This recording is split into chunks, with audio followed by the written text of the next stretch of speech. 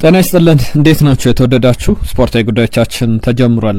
አርሰናል ትናንትና ተርፍ ሙር ላይ በርንሌን 2-0 አሸንፏል። ከጨዋታው ጋር በተያያዘ የሚነሱ ዝርዝር ነጥቦች አሉ። በቻላችሁት አብራችሁን ቆዩ። በቀጥታ ወደ ጉዳዮቻችን ከማለፋችን በፊት ምን ጉዳዮች እንደያዘና አስተዋውቃችሁ የዝውውር ጉዳዮችን ወደ መጨረሻ ላይ አነሳለሁ። ከአርሰናል ጋርና ከባርሰሎና ጋር በተያያዘ እየተነሱ ያሉ ጉዳዮች አሉ። በተለይ ከስፔን ብዙሃን መገናኛዎች መካከል አንዳንዶቹ ይዘውት የወጡትን ዘገባ ነው የማነሳላችሁ። ዋነኝነት ግን ትናንትና የነበረውን የተርፍ ሙር ጨዋታ ትኩረት እናደርጋለን። ተንታኞች ምን አሉ? ከጨዋታው መጠናቀቅ በኋላ አርሰናል ምን ስያሜ የተሰጠው አሁንስ የሚለውን ጉዳይ እናነሳለን። ስለ ዴክላን ራይስ ደስታ አገላለጽ መታሰቢያነቱን ለማን እንዳደረገውና በምክንያት ያንን የደስታ አገላለጽ እንደገለጸም እየነገርናችሁ ያነሳን እንቆያለን። ገብርኤል ማጋሌሽ ስለ አንድ ተጫዋች አንስቷል። ሚኬል አርቴታ ገና በውድድር ዓመቱ እንኳን ብዙ እየተጠቀመበት አይገኝም የሚል ሀሳብ አንስቷል። 10 ጨዋታዎች ተቆጥረዋል። አርሰናል ሊጉን በጥሩ ብቃት እየመራ ይገኛል። 25 ነጥቦችን ሰብስቧል። ማግኘት ከነበረበት 30 ነጥቦች 25 ነጥብ ሰብስቧልና ቀጣይ ያሉ ጨዋታዎችንም በመጠኑም ቢሆን ነካክተን የምናጠናቀቅ ነው የሚሆነው። ተንታኞች ያነሷቸው ጉዳዮች አሉ። ስለ አርሰናል የቡድን እንቅስቃሴንም በተመለከተ ሌሎች ጉዳዮችም አሉ፣ እንመለከታቸዋለን። ክሊንሺት፣ ሌሎች ጉዳዮች ከአርሰናል ጋር በተያያዘ ከየጨዋታው በኋላ እየተነገሩ ያሉ ጉዳዮች ናቸው። አስገራሚ ቁጥሮችንም እየነገርኳችሁ የምቆየን የሚሆነው። ትናንትና ግምቶቻችሁን ስታስቀምጡ ነበረ። ቻሌ በትናንትና ሁለት የአርሰናልና የበርንሌን ጨዋታ ግምታችሁን አስቀምጡልን ባለው መሰረት አርሰናል 2-0 ያሸንፋል ብሎ ነበር። በትክክል የገመተ አድማጫችን ነው። ኢብራሂም አብደላ 3-0 ይጠናቀቃል ብሎ ነበረ። 2-0 ግን ተጠናቋል። ተርፍ ሙር ላይ የነበረውን ጨዋታ እናንሳ። ቪክተር ጊዮኬሬሽ እንዲሁም ደግሞ ዴክላን ራይስ ባስቆጠሯቸው ግቦች አርሰናል 2-0 በሆነ ውጤት አሸንፎ በጣም ጥሩ 3 ነጥብ ይዞ ወጥቷል። ምክንያቱም ደግሞ ቀጣይ ካሉ ጨዋታዎች አንጻር በቀጣይ ደግሞ ስለሚኖሩ መርሃ ግብሮችን በምናነሳበት ሰዓት ስለ በርንሌ ጨዋታ አስፈላጊነት በስፋት እንዳሰሳለን። 2 ጨዋታዎች ይቀራሉ ከኢንተርናሽናል ብሬክ አስቀድሞ። በእነዚህ ጊዜያት ደግሞ የሚኖሩ ሌሎች መርሃ ግብሮችን በስፋት እንዳሰሳቸዋለን። ሰንደርላንድ፣ ስላቪያ ፕራ በቀጣይ አርሰናል በቻምፒየንስ ሊግና በፕሪሚየር ሊጉ ከኢንተርናሽናል ብሬኩ የኖቬምበር ወር የአገራት ጨዋታ አስቀድሞ የሚደረጉ ጨዋታዎች ናቸው። በ10 ጨዋታዎች አርሰናል 25 ነጥቦችን ሰብስቧል። ማግኘት ከነበረበት 30 ነጥብ 5 ነጥቦችን ጥሏል። ሁለቱም ቡድኖች የጣለባቸው ቡድኖች ማንቸስተር ሲቲና ሊቨርፑል ናቸው። ከሊቨርፑል ጋር ተሸንፏል። ያ ዶሚኒክ ሶቦዝ ላይ ያስቆጠረው ድንቅ ግብ፣ ከዛ ውጪ በኸርሊንግ ብራውት ሃላንድ ግብ እና ማርቲኔሊ ግብ አስቆጥረው ጨዋታው 1-1 ሲጠናቀቅ ከማንቸስተር ሲቲ ጋርም በተመሳሳይ ነጥብ የጣለበት ጨዋታ የሚጠቀስ ነው። በእንግሊዝ ፕሪሚየር ሊግ ታሪክ አሁን አርሰናልን የሴት ፒስ ኪንግ ለማለት ቁጥሮችም ይደግፋሉ። በፕሪሚየር ሊጉ ታሪክ ታይቶ በማይታወቅ መንገድ 8 ግቦችን ከ10 ጨዋታዎች ውስጥ 8ቱን ከቆሙ ኳሶች ወይም ቀጥታ ከማዕዘን ምቶች አስቆጥሯል። ከማዕዘን ምቶች 8 ግብ በ10 ጨዋታዎች ማስቆጠር በፕሪሚየር ሊጉ ታሪክ አንድም ቡድን እስካሁን አድርጎት አያውቅም። ከዛ ውጪ 9 ተከታታይ ጨዋታዎችን በሁሉም ውድድሮች የሚኬል አርቴታ ቡድን ያሸነፈበት ነበረ። የትናንትና ጨዋታ ለመጨረሻ ጊዜ ነጥብ የጣለው ስንመለከት ከአርሰናል ጋር እንደምናስታውሰው በተለያዩ ጨዋታዎች ስለ ቡድኑ እንቅስቃሴ አጠቃላይ ስላሉ ነገሮች አንስተናል።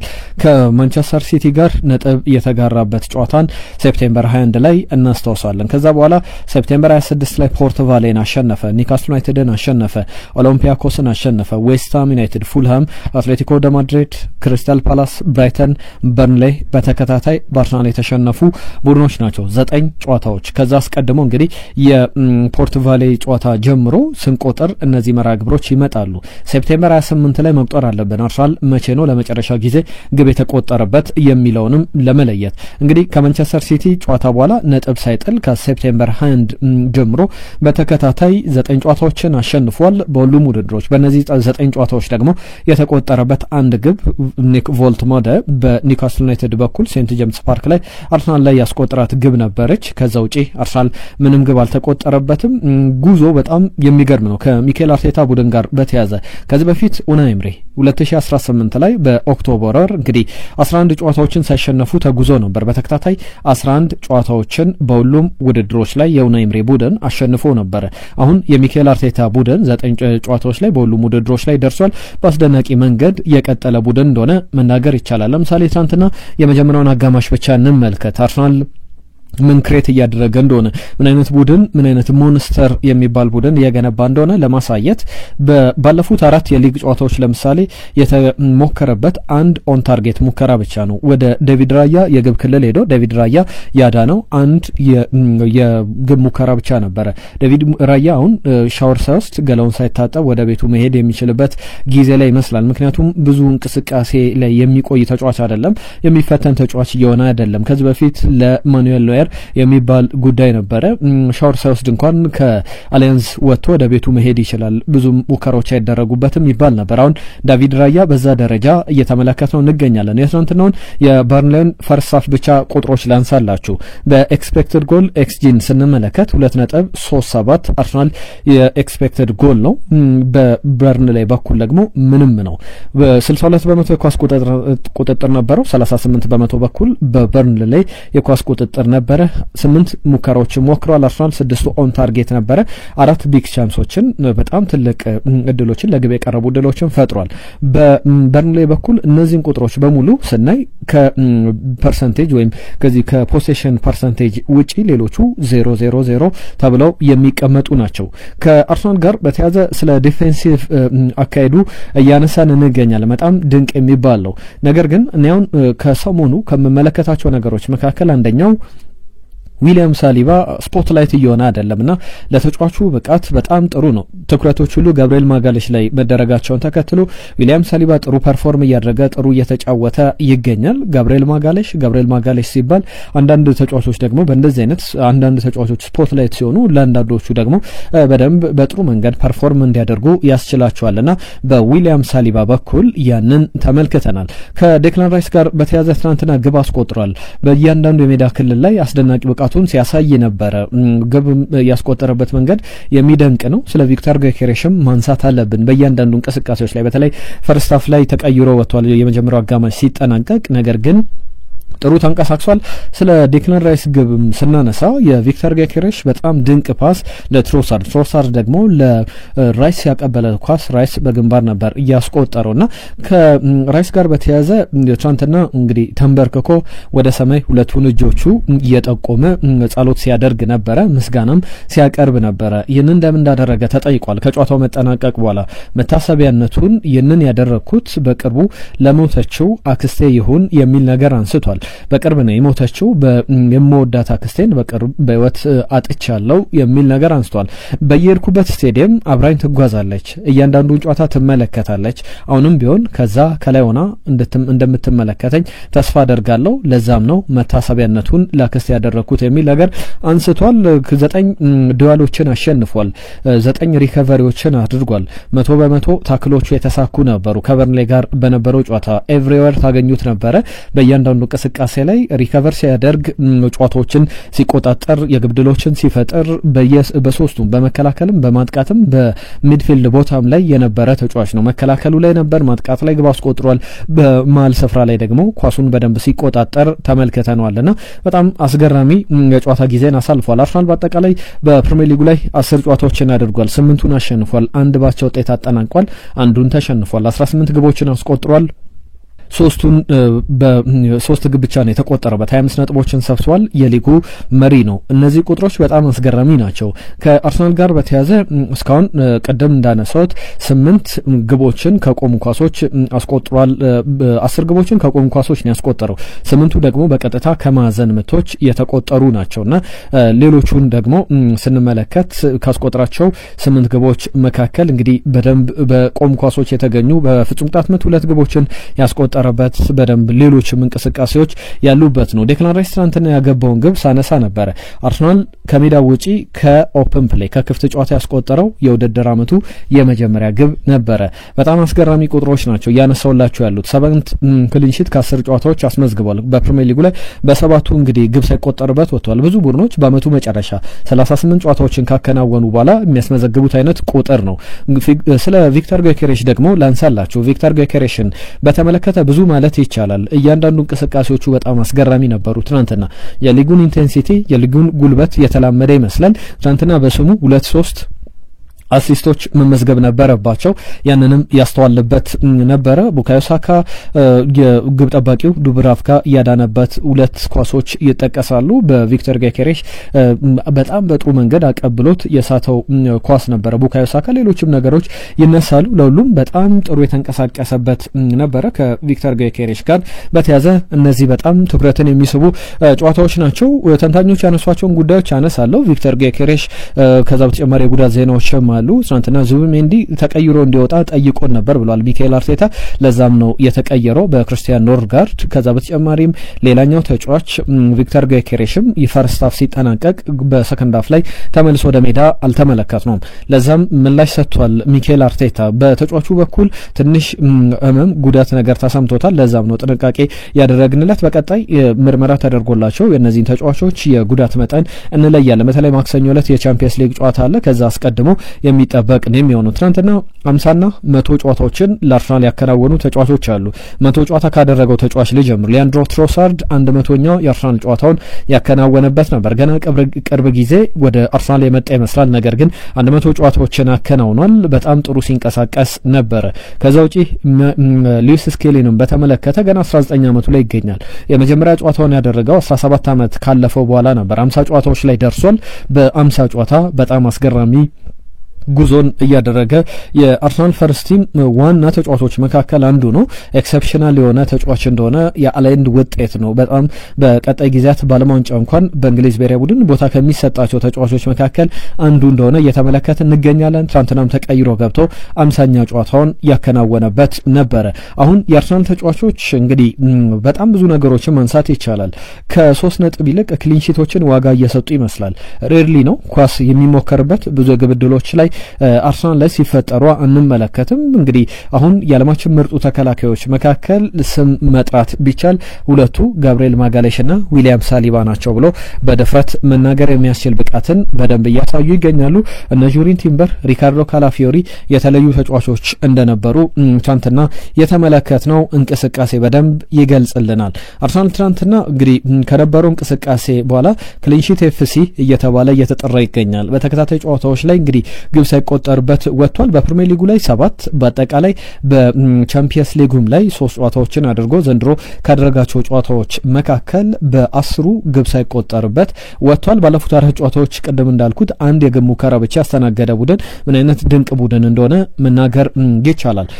በአጠቃላይ ከ18 ግቦች 12ቱ የተቆጠሩት ከዴድ ቦል ነው ወይም ከቆሙ ኳሶች የተገኙ ግቦች ናቸው። በፕሪሚየር ሊግ ላይ የተቆጠሩትን ግቦች ስንመዝን አዌ ላይ ደግሞ ያስቆጠራቸው የመጀመሪያ የኦፕን ፕሌይ ግብ ትናንትና ዴክላን ራይስ በግንባሩ ያስቆጠራት ግብ እንደነበረች በጣም ጥሩ የካውንተር አታክ ግብ እንደነበረ ቪክተር ጌኬሬሽ ለትሮሳርድ ለኳሷን ሆልድ ካደረገ በኋላ ለራይስ አቀብሎት ራይስ በጥሩ መንገድ የጨረሰበት ነበረ።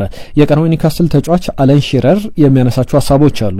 አርሰናልን ስትመለከቱ ዊክነስ የሚባል ድክመት የሚባል በዚህ ይቸገራል የምትሉት አይነት ቡድን አይደለም ብሎ ያስቀምጣል።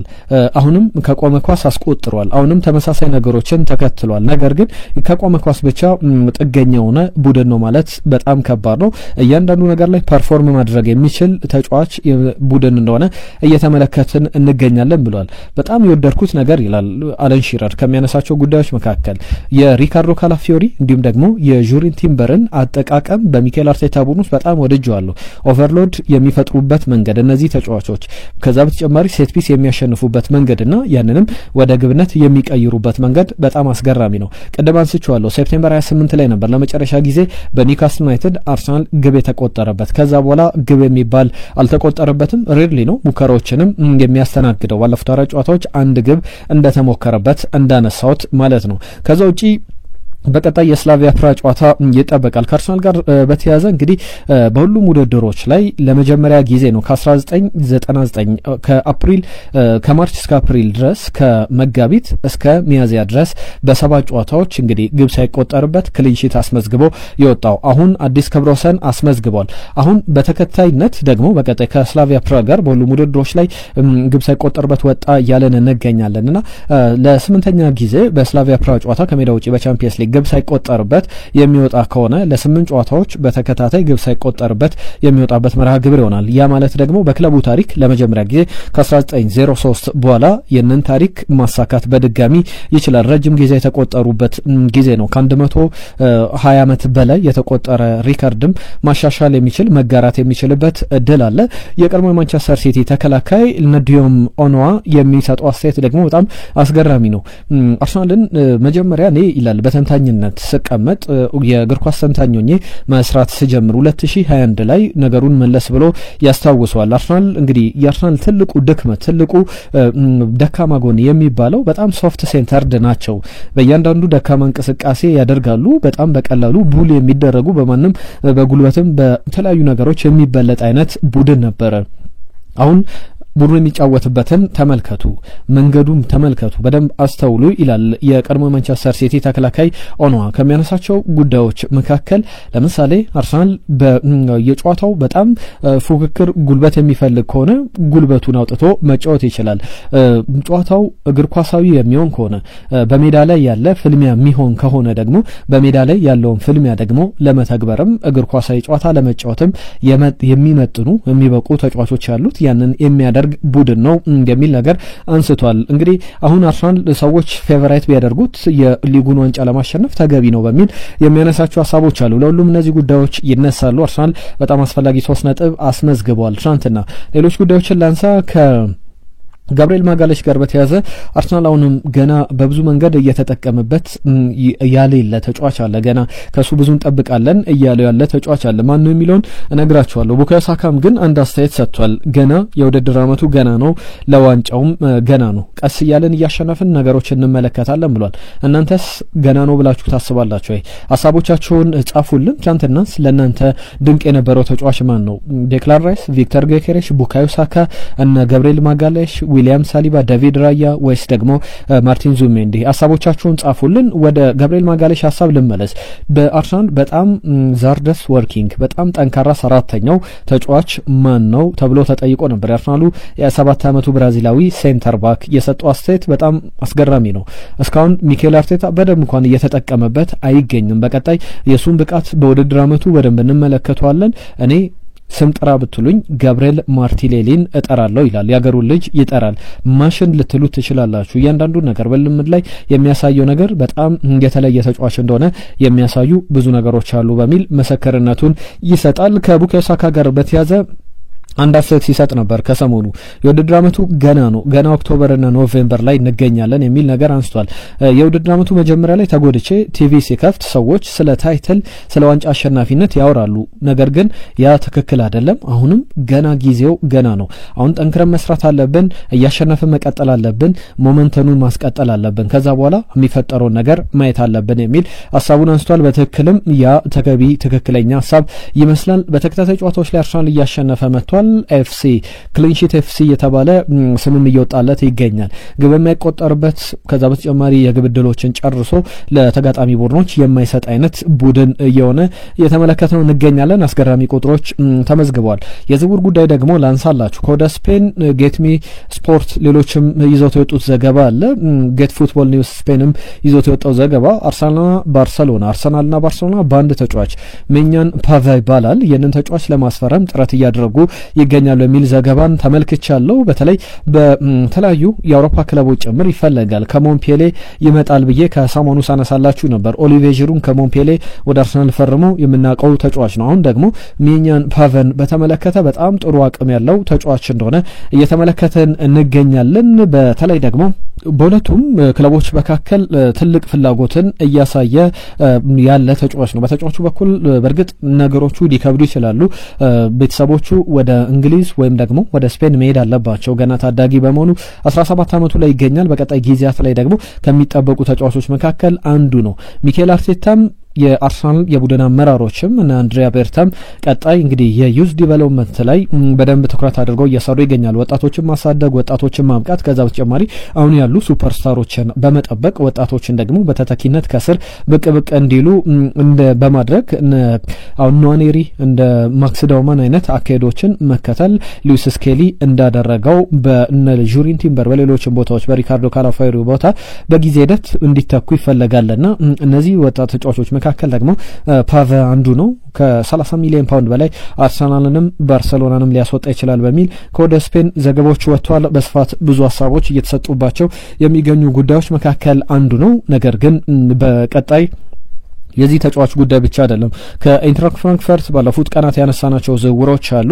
ከሌቫንቴ ከቫሌንሲያም ሊመጡ የሚችሉ ተጫዋቾች መካከል አጥቂ ስፍራ ላይ በተለይ አሁን አርሰናል ዲፌንሲቭሊ በጣም የተደራጀ ነው። ማጥቃቱን ደግሞ የበለጠ የዓለማችን ቁጥር አንድ ምርጥ ቡድን ማድረግ ይፈልጋልና በዛ ደረጃ እየተሰሩ ያሉ ስራዎች ስለመኖራቸው በዝርዝር እየተመለከትን እንገኛለን። ቀጣይ ጨዋታዎች በጉጉት ይጠበቃሉ። የሚኬል አርቴታ ቡድን በተከታታይ 9 ጨዋታዎችን አሸንፎ እዚህ ደርሷል። ከኒውካስል ዩናይትድ ጀምሮ ደግሞ የሚነሱ ጨዋታዎች ናቸው። በቀጣይ መርሃ ግብሮች ላይ ደግሞ እነማንን ይገጥማል? ስላቪያ ፕራን የሚገጥምበት ማክሰኞ ምሽት 4:45 ላይ ማክሰኞ ምሽት 2:45 ሲል የሚጀምር ጨዋታ ነው። ከዛ በኋላ በቀጣይ ሳምንት መጨረሻ ደግሞ ሰንደርላንድን ይገጥማል። ከዛ በኋላ ኢንተርናሽናል ብሬክ ይመጣል። ከኢንተርናሽናል ብሬክ በኋላ አሁን የበርሊን ጨዋታ ወሳኝ ነው። የሰንደርላንድ ጨዋታም በሊጉ ላይ በጣም አስፈላጊ ነው። ከስላቪያ ፕራ ጨዋታ የበለጠ የሰንደርላንድ ጨዋታ በጣም አስፈላጊ መርሃ ግብር ነው የምንለው በቀጣይ ከሚደረጉ ጨዋታዎች መካከል ነው። በፕሪሚየር ሊጉ ቶትናም፣ ቼልሲ፣ ብሬንትፎርድ እና አስቶን ቪላ የአርሰናል ቀጣይ ተጋጣሚዎች ናቸው። ቀላል የሚባል ጨዋታ የለም በእነዚህ ጊዜያት ላይ ማለት ነው። በተከታታይ ከሚደረጉ ጨዋታዎች መካከል በቻምፒየንስ ሊግ ደግሞ ባየር ሙኒክን የሚገጥምበት ጨዋታ ቀጣይ ይመጣል ከኢንተርናሽናል ብሬኩ በኋላ። ስለዚህ በጣም ትኩረትን የሚፈልጉ ጨዋታዎች ናቸው። የሚኬል አርቴታ ቡድን በቀጣይ ደግሞ የሚመለሱ ተጫዋቾች አሉ። ገብርኤል ማርቲኔሊ ከቨርስ፣ ኖኒ ማዱዌኬን የመሰሉ እነ ኦዴጋርድ ከኢንተርናሽናል ብሬክ በኋላ ወደ አርሰናል ልምምድ ወደ አርሰናል ስኳድ ይመለሳሉና እነዚህ ተጫዋቾች ሲመለሱ ለባየር ሙኒክም ለቶትናምም ለቼልሲም ለብሬንትፎርድም ለአስቶን ቪላም ጨዋታ የበለጠ ዝግጁነት ይኖራል ብለን ተስፋ እናደርጋለን። በደንብ ሌሎች ጉዳዮችን በቀጣይ ጊዜያት ይዘን እንመለሳለን። ለዛሬ ግን እዚህ ላይ እናጠናቅቃለን። አብራችሁን ስለነበራችሁ ከልብ እናመሰግናለን። ቻናላችንን ሰብስክራይብ አድርጉ፣ ቤተሰብ ሁኑ። በየዕለቱ አዳዲስ ጉዳዮችን አዳዲስ መረጃዎችን ያልተሰሙ ዜናዎችን ይዘን እየመጣን እንገኛለን። አብራችሁን ስለነበራችሁ ከልብ እናመሰግናለን። ለዛሬ እዚህ ላይ በቃናል። ጤና ይስጥልን።